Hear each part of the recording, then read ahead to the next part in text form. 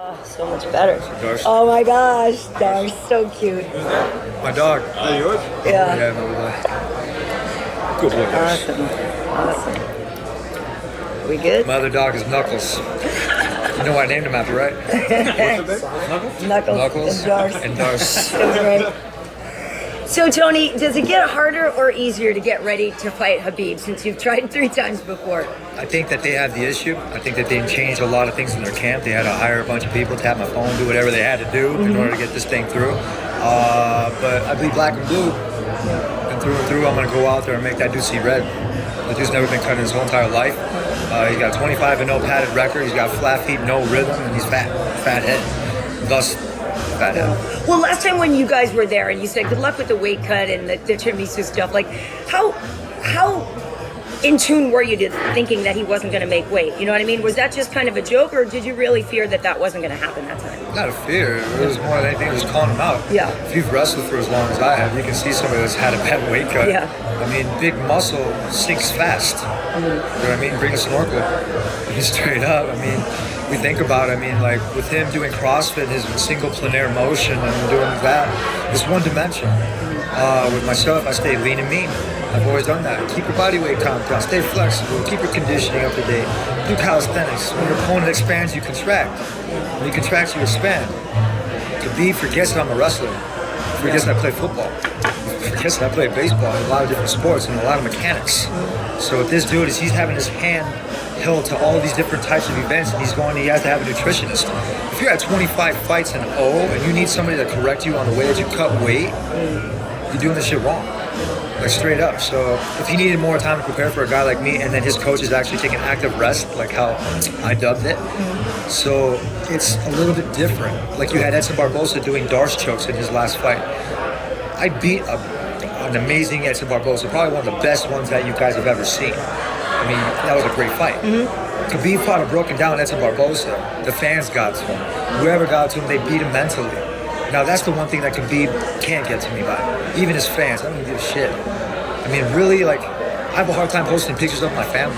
Do you ever worry about your family being posted up there? Yeah, I don't always do it. Yeah, you don't, right? Yeah. You know what I'm saying? So, like, you're careful what you post, right? Right. But anytime I post them, I had to stop and take a look at it. I'm like, you know what? This is America. They ain't gonna do shit. Right? So, straight up, I have to kind of, like, have that confidence. And when I bring that confidence in there, I'm Mexican and I'm American. They want to call me cringe, but cringe is to grasp, to clinch. I am a wrestler. Yeah. I do. I mean, what's that song? Lunatic Cringe? Oh, wait. Lunatic Fringe. Fringe, yeah. You get what I'm saying? So, in essence, it's like I'm very witty and I'm very quick with it. And with him, he doesn't know how to snap into it like I do. So, he's got the problems. His team is trying to demonstrate different things. They had to bring in boxers. They had to bring... Yeah, that's great. This is not the art of 8 limbs. This is the art of 10 limbs. But you know, with the wrestling, a lot of people will say, hey, Kevin Lee took you down. And Khabib, I had to get my black belt and somehow. Khabib is better than Kevin. So they're going to say, how can you defend Khabib when Kevin was able to take you down? It's USA Wrestling. We're from the same alma mater. So I already knew he was going to be highly aggressive. He's going to want to take me down. I wanted my black belt. What better way to get my time? Well, plus you don't necessarily fear being on the ground, right? You feel good there. If I want to be. Yeah. Have you ever seen a turtle on his back? I'm Casey Jones.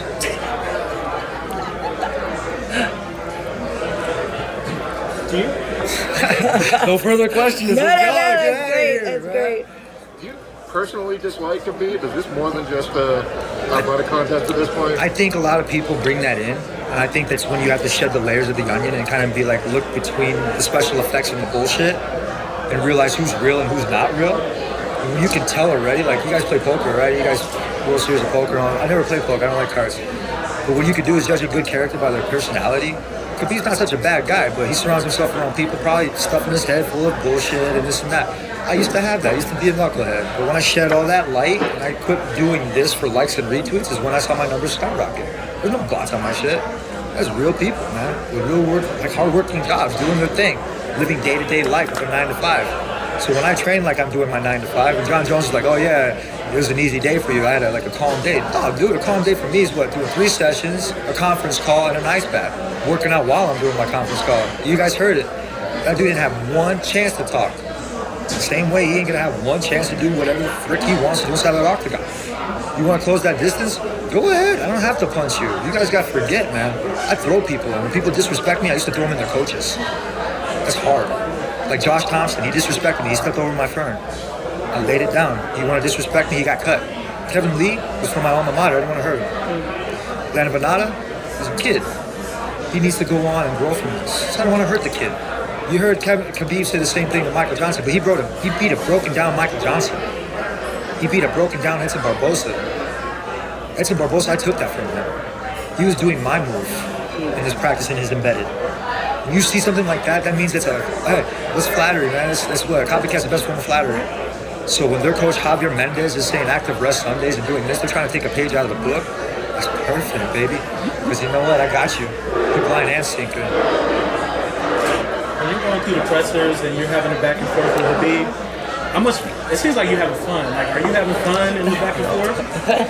Going back and forth with Khabib and the engagements and everything like that? I enjoy it. I mean, do you guys enjoy it? It's awesome. It's real for me. I have fun. I mean, he said, take off your glasses. I'm like, I'm very witty. I'm very quick. I'm very educated. I didn't get my degree. A lot of people say, you know, when you made it, Tony, you're doing your thing. I'm like, nah, man, I know when I made it when I get my degree. That's making it. Straight up. You know, you said, you actually used the word cringe a minute ago, right? And it's kind of funny. I think it's cool that you embrace it. I have to say, I have referred to you sometimes, Tony, as a little bit crazy, and I apologize if you take offense to that, but I mean it actually sort of as a good thing, right? I would have to say that people that don't understand the genius in certain things and the originality, they might look at it differently, and I have embraced it. Yeah. People can say what they want. I've been called wet beaner, wetback, big ears, cringe. I'm losing my... Yeah, I get it, dude. But if it makes you feel better at night, look at yourself in the mirror. But do you think you're a little bit different than other fighters? I do it on purpose because it gets to people, and I know that. So the fact is I'm not going to stop changing it. If I see it gets to somebody, I'm going to keep doing it. Why do I want to be something that... I want to be a cookie cutter, poster boy, bubblegum chewing fighter? Absolutely not. I don't follow nobody. If people want to follow me, it's because they see talent. They believe in it. I didn't get into this bullshit because of this. I got into it because not even because this is a fucking paperweight. Straight up. Every person can get one of these belts, but not every single person can win the Ultimate Fighter and get a trophy. Take that to your grave. Yesterday when the call was happening, it seemed like you were getting very emotional, very agitated. I mean, is there a fear that might get the better of you, or was it just a moment? Because it seemed by the end of the call I was like you working cooled out. down a little bit. No, I was working out. I was actually dragging a tire. Really? So, We were wondering what you were if you guys, I was actually dragging a tire. I was working out, and I had my gente. I was out in the back, and they were asking for pictures. I was doing. I had to excuse myself because I was running. They were like, "Hay una fotografía." Yeah, sí. Muy bien, pero necesita correr conmigo. Yeah, I was sitting here, and I had Verdun say, "You don't know Spanish." Now, if I was an asshole, I would have stooped to that dude's level. I don't know what I did, but he crossed that line, and I stood up. Trust me, like I told him, I told Brock, you're the same size on the ground. When I first tried out for this, and I was an amateur, and I was an amateur, I had one fight at being an amateur. They tested me with a 260, 270 pound guy. He had tattoos all over the place, and we had small gloves on. And I said, you sure you want to go small gloves? You're kind of a big guy. And they were like, nah, man, this is what you're going to deal with. All right, cool, let's go. So instead of going, oh, you're crazy and everything, and letting that get to my head, what I did was I ankle picked him. Put him on his ass. I went knee on belly. I put my hand on his throat, and I had my hand like this, like a Wolverine claw. Same way I said to Verdun. And I respect Verdun, but don't walk over my shit. When you had your opportunity, and when everybody has their opportunity, I'm a gentleman. Now, you guys that know me, I'm very passionate. Yeah. And people might mix that up with certain things, and that's why I tell them they have to look in the mirror and kind of figure out where they come from. Because in ultimate reality, it's like, this is a fight, yeah, it is, but for me, it's a competition. Everybody wants to see that bloodshed and all these other things, but I can beat somebody with or without that. You've seen it. So if somebody wants to cross the line on that border, you're not a man. You're just standing up for yourself. And in that case, in that matter, it doesn't matter, dude. You can say anything that you want. You can judge and book by its cover. I could wear this monkey suit, and you guys see me hit the speed bag even better when I did it. Now, a lot of people, they didn't realize that I hit the speed bag better than Canelo, but I do. I've been hitting this thing for over 20 years. I mean, ultimate reality is like, there's better people that hit it better than me. There's an old dude that's out there, man, spinning, doing elbow tricks. I'm like, wow. when you realize that you're not perfect in this industry and that you always have room to grow, and you take and you shed away all the stuff like an onion, and you're able to encompass what's really important and surround yourself around good-hearted people and like really see what the special effects are and kind of like get out of here and let nothing get to you. You know how empowering that is? When you talk about Really importance, empowering. when you talk about importance, how important is that belt to you? How important was that in terms of a goal that you set out to be? Was it something that you had to have? Does it validate anything for you? I think more for my fans. Yeah. The belt is a paperweight to me, but it's a nice shiny paperweight, and it's great. I don't take it out and I don't wear it everywhere. The only reason I don't is because I'm gonna lose focus of what's important to me. And I decided that. Nobody told me that. I decided because I had good people tell me that if they couldn't get me to that next level, they had to trust the next person to get me to that next level. I speak with with a lot of passion, like I say. People might misunderstand that for being crazy and all those other things. I get it. It's too far past your head. You don't think that way because you're on this shit. I say unplug, go outside. I got a tan. Usually when I don't get a tan, that's I'm inside all the time. And that's the beauty of it. Like when I take off my glasses and I got raccoon eyes and stuff like that, I embrace it. I'm like, yeah, that's awesome. Tan, like, look, babe, look, it's awesome. You know what I mean? And so like, it's one of those things where I like to have fun. I enjoy the moment. And the moment right now is, look, yeah, I'm defending my belt. This isn't for a title fight. I had the belt. I mean, really, with Conor, I like to use the, now somebody asked me a Conor question so I can answer. Yeah, I was going to ask you. So, how do you feel about, the language that they're parsing the words very much, saying that the winner of your fight with Khabib is the lightweight champion. But how important is it for you to have a fight with Conor to unify that belt if you get past Khabib? When and if Conor comes back. I think we get the words mixed up. Conor used the game genie, right, to get to where he's at. Now, if you play video games all the time and you're a real gamer, you're not going to use that game genie. You're not going to use the codes. You're going to go in there, get your ass kicked, and then you're going to play it again. Now, Nintendo, there was always like that. Now, the kids today, they don't have that. So I'm old school. I'm an 8-bit warrior. Right. You know, Mike Tyson's Punch Out, baby. You gotta embrace that, like, and that's where it's like when you hold on to like some of those things, like in that tradition, that's when you get to pass it back down to somebody. Now with Conor, he hasn't. I mean, I get it. Everybody has their story. Everybody has a story. But when I say McNuggets, I mean the ultimate thing is because have you ever seen McNuggets made? Yeah, it's terrible. Like, dude, I'm gonna YouTube that shit. No thanks. Right here, you know what I mean? But besides that, I gave him that perfect volley. They're like barter between McDonald's and Burger King. Awesome. So, but what I'm trying to say is, look, I wouldn't have got here unless somebody paid it forward for me. What they did was they gave me a card that said 7 days, right? And what I did was I took that 7 days and I went and I used it. I went to the gym and I went to the jiu-jitsu part. And I didn't like it because the coach was an asshole. Like, straight up, he put through everybody at me. First dude was like 225 pounds. Why does everybody want to test me? Threw him on his ass, took him down over and over. Big muscle requires a lot of oxygen. Same as Khabib. Big muscle stinks. I'm lean and mean all day. I didn't like the jiu-jitsu part. I didn't want it. It wasn't my part yet. I didn't understand I wanted my black belt yet. I was like, well, this is what it is. I really don't want to do it. But I gave it another chance. I went into the boxing part and there was this bin. It was a blue bin. I remember it was like one of those little totes things for kids and like the toys and stuff. Toys for tots. Hey, donate. What I'm trying to say is there was a pair of blue gloves and there was a pair of red ones. They were all mixed matching the ounces. So what I did was I found the pair that mixed and matched. It was a red and blue pair. And it was awesome. 16-ounce pair of gloves. I didn't have any hand wraps. I didn't know how to wrap my hands. I was like, hey, can I use these? Yeah.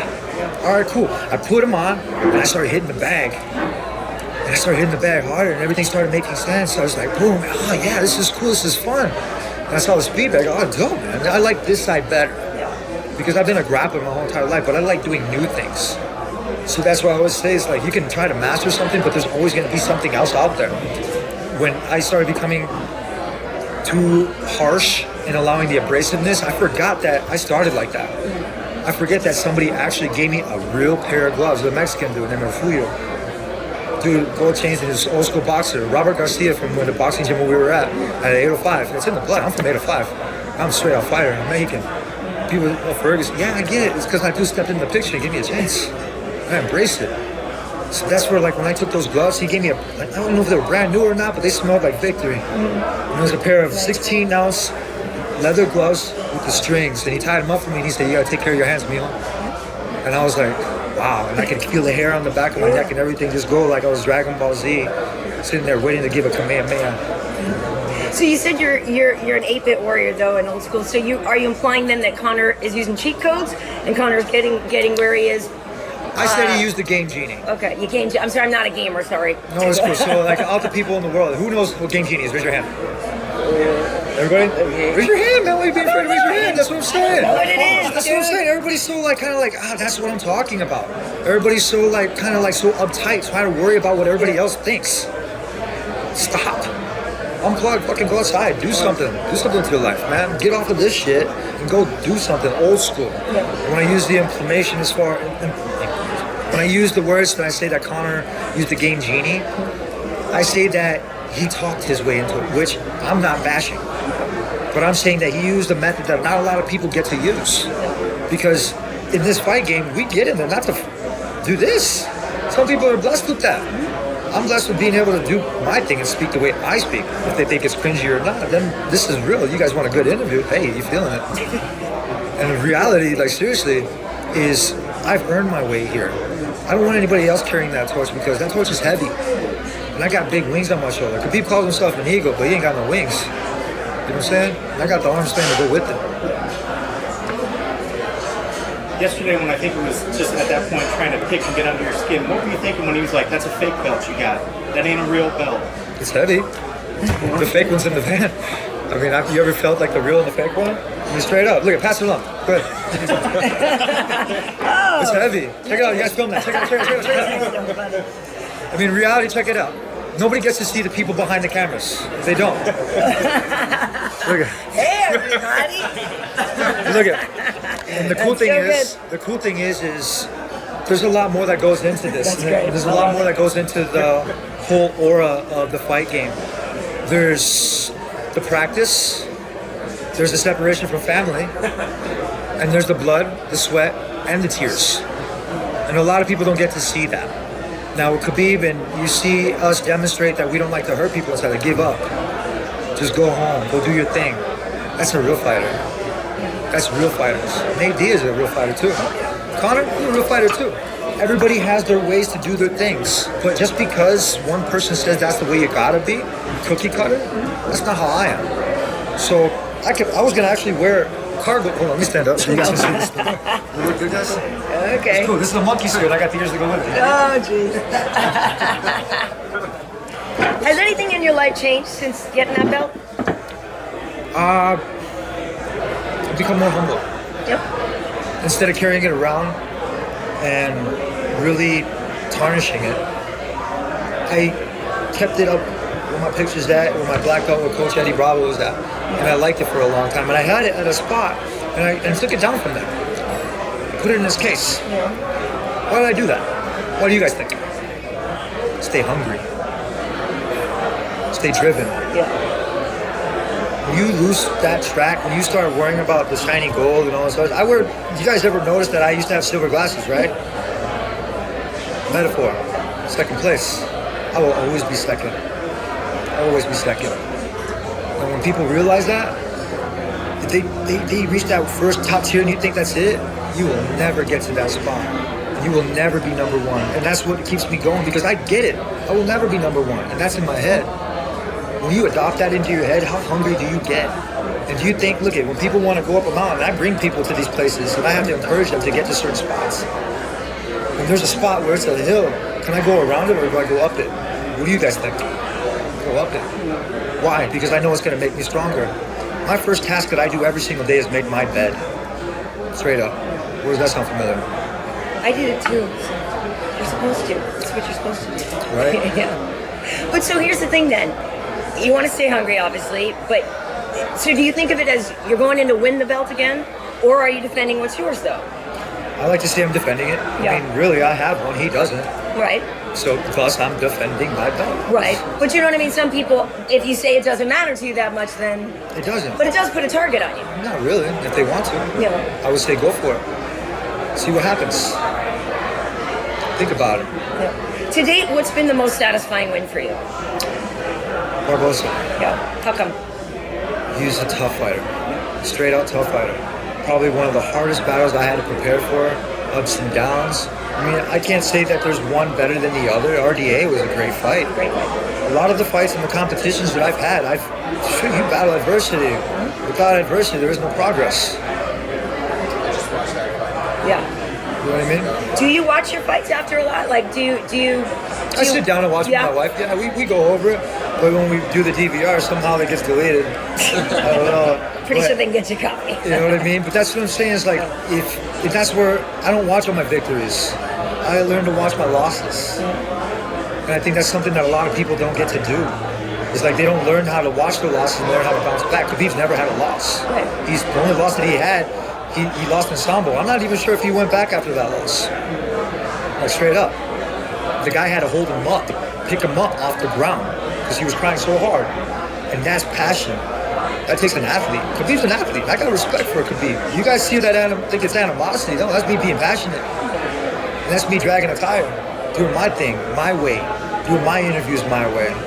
Like I said, if that's not what people want to see or hear, stop following me. I'm not asking y'all to fucking follow me. If you're following me just to give me, hey, I'm going to give you the finger. But I'm not. I'll say I'll pray for you. You are passionate. Some people think sometimes, and I guess maybe based on the call yesterday, that maybe you are bringing too much emotion into it, right? I mean, Khabib is very stoic, obviously. Do you think emotion, it helps you or hinders you ever? I think that you or other people might be reading into it wrong. Yeah. I think it's a strategy. I think that with everybody that Khabib has around him is telling him to be calm, but you guys obviously heard his tone change very well. Yeah. And that's snap jitsu. That's snapping into it with the INTUIT. I'm the tax man. I'm about to tax his ass. One of the things you mentioned before, you said that, you talk about your versatile background. You grew up playing football, you grew up playing baseball. Today's opening day. Like, you ever thought about if you had a chance to get up on the diamond, like how you would look right now, like maybe what team you represent and everything? Dodgers, baby, let's go. Mechanics all day. Look, man, I'm a baseball fan straight up. And like, I know today's opening day. They offered me to throw the first pitch at the Angel Stadium, right? But I had to tell them I'm a Dodgers fan. So this was your your opportunity right here to ask. Sell it to get the Dodgers first pitch. Not even just that. Look at you guys see professionals always cross over and they always do the thing. I am an athlete. I have the frame to make 225 pounds. You've seen Anthony Johnson make it 170 pounds. That's respect. And how big is he now? Trust me, I can eat a lot of avocados, man. You know what I mean? And I can lift a heck of a lot. But I stay lean and mean for this sport. And what I do is I make sure that whatever I'm playing, I give it 150%. Because if not, why are you doing it? I mean, baseball would be awesome. Football would be great. Should make that loot, right? Put it away. But I think education is more important to me. Did you play second base? What did you say you played? Shortstop, center field, pitcher, first base, utility man. Wrestling, baseball. I think football because I got to hit people. I broke my arm running the ball my first time because I ran away from danger. And instead, decided afterwards I had to sit out. I was like, this is not right. I got to run towards danger. So, go ahead, Eddie. You mentioned like you had the ability to go up in weight.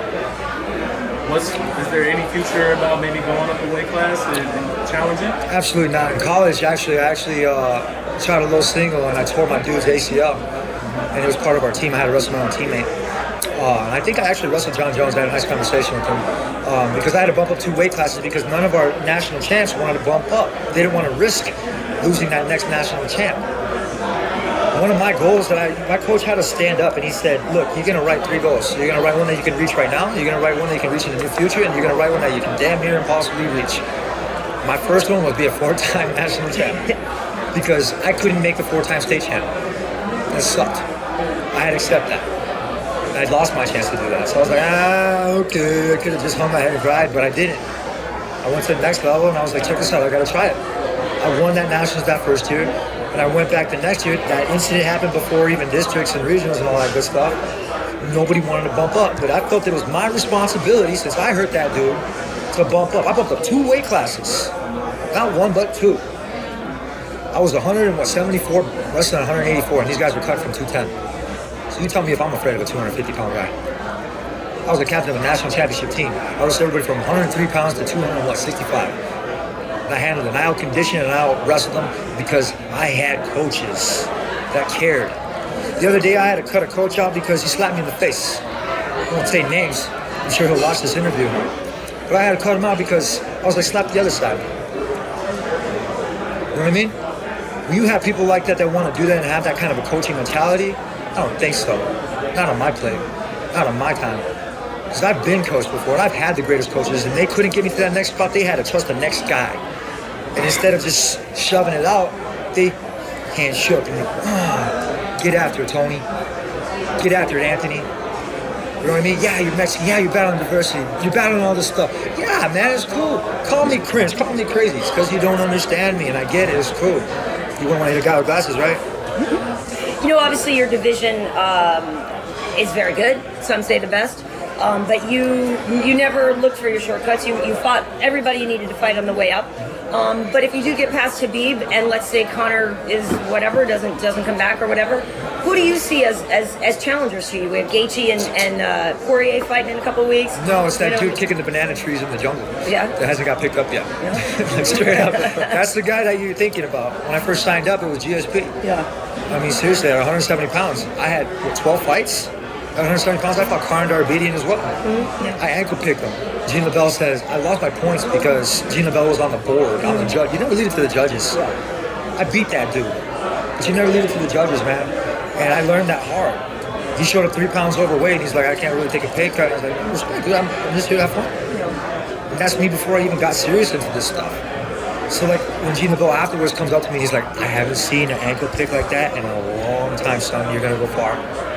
And I was like, I didn't know who the guy was. But I was like, thank you, sir. I appreciate that. You're in all pink. So, you know what I mean? And that's Coach Gene. Yeah. So, I mean, in ultimate reality, it is what it is. You know, what do you do for fun, Tony? Because, I mean, you hit the speed bag in dress pants. I mean, that's what I'm saying. I don't know. Are you a gamer? Like, I know you have a baby and you got your dog. What do you do? Check this out. I was hitting the bag in speed bag with my dress pants because I had an interview with ESPN magazine with Brett Okamoto. Have any of you guys ever seen me train? Yes. Live? Yes. Right. Now, how special is it? Pretty awesome. Pretty cool. Now, you have to earn that right in order to come and watch me or invite you to either my camp or anything else. People just show up sometimes, I'll just stop what I'm doing. I'm like, yeah, okay. Because sometimes they don't deserve that. And honestly, it's like, that's for likes and retweets. I'm like, no. Put your camera away. Put your shit away. Look, you want to see something cool? Let me show you something cool. So when I took Brett Okamoto, I'll say his name, I showed him some stretches. I showed him how, I was like, dude, let's go through the motions with me. I told you to bring your Nikes. It took 2 years for that guy. 2 years for that guy to come into my gym, my facility, and watch me train. Now, when I invite UFC Embedded, I do the same thing. They had another guy that when I was a big mare, I went up the mountain, and he didn't make it all the way to the top. Oh, no.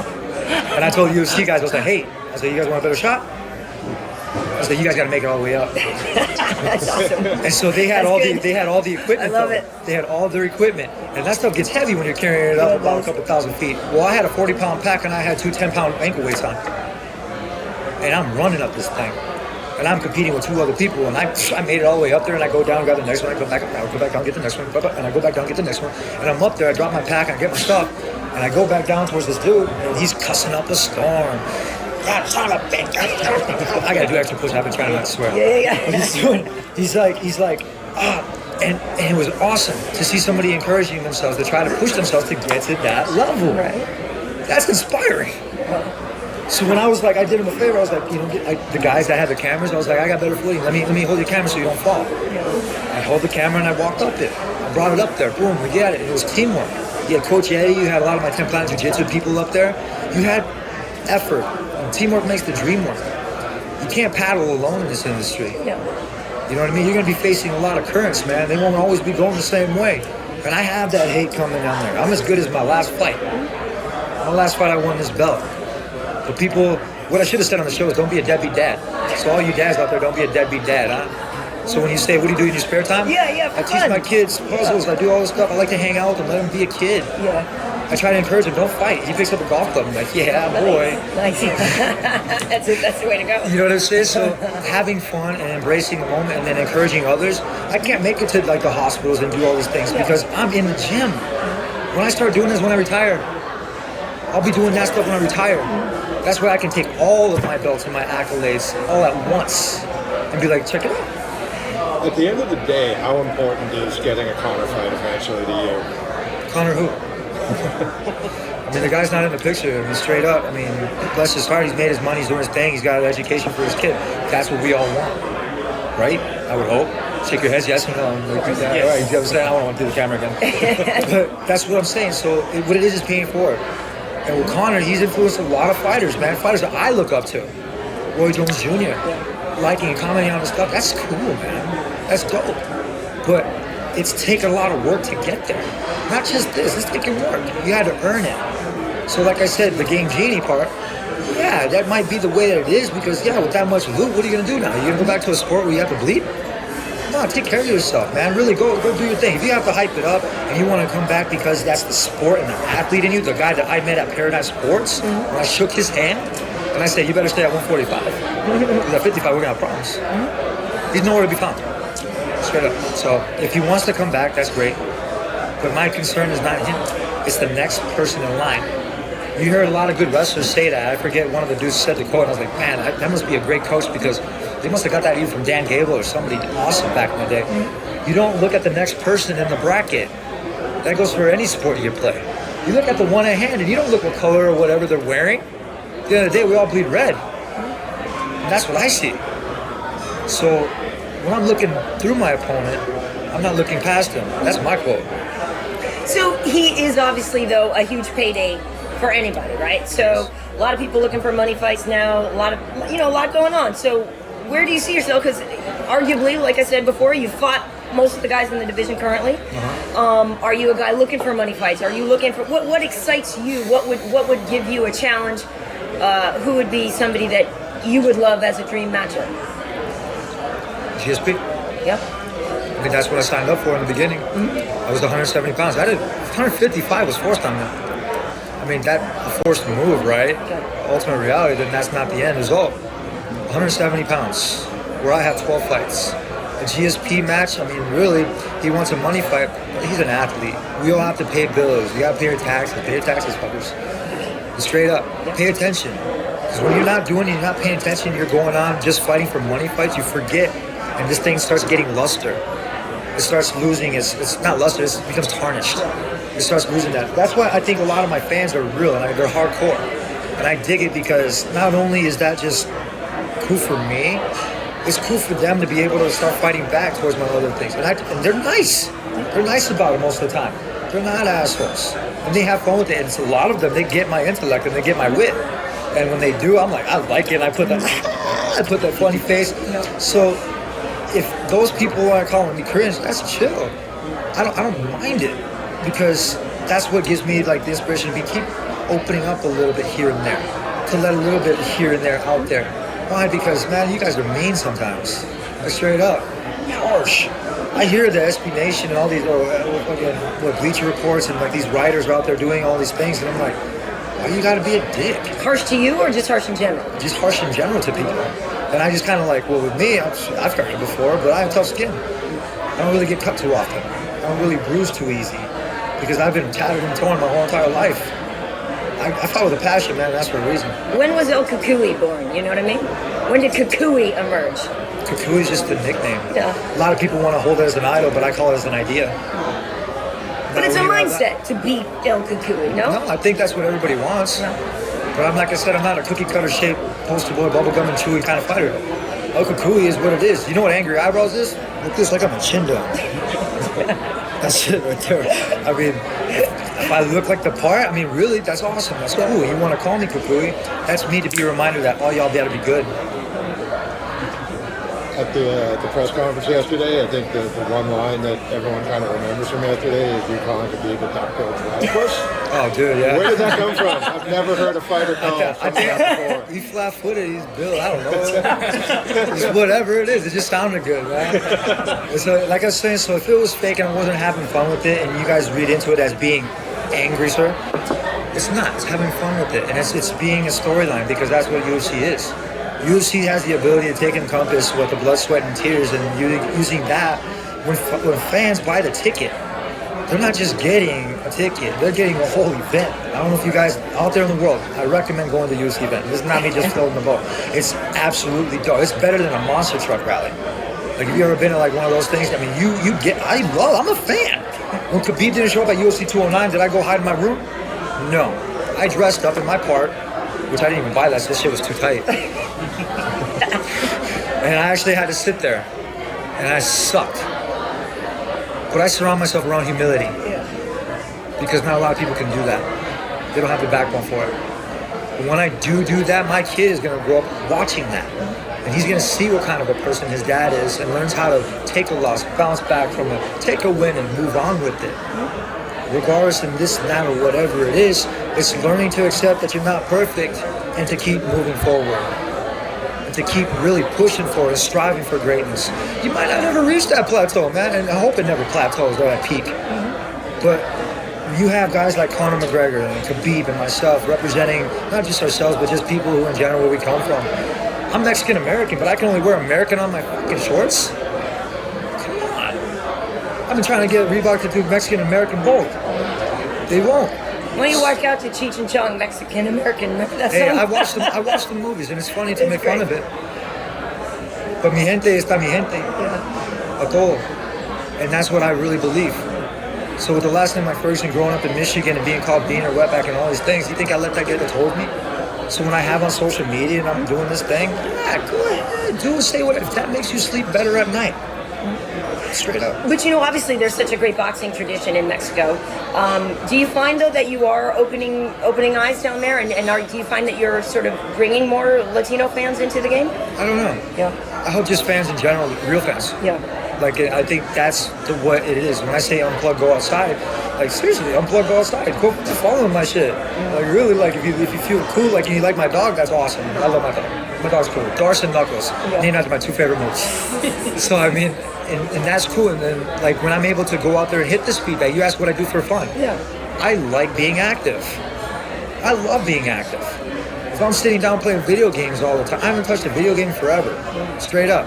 I got over 100 some odd hours logged into one game though. You didn't play yourself in the UFC game? Not even for a minute? I think my wife did. She kicked my ass. Well, Button mashing, man. You that's guys what wives do, Tekken. And straight up, then the button mashers in the world. Yeah. You might not know what they're doing, but at least they're trying. So, Tony, did Reebok, did they just flat out say no when you requested that about your trunks, or did they give you a reason? I had to do it in an indirect way on my t-shirt. They wanted me to change my last shirt, and I said no. I like my shirt, but I was kind of like, I'm an artist. If I don't have a finished product, and I'm kind of like, I'm kind of not too sure about it, I'm going to keep it to myself. No, man, that's not for y'all. My shirt, I wore it, and nobody realized that. I walked out with it, and not one person was like, that's a cool shirt. Until I did what? I had a fight, a big fight, and then like I wore my shirt, and then everybody wants to give me props.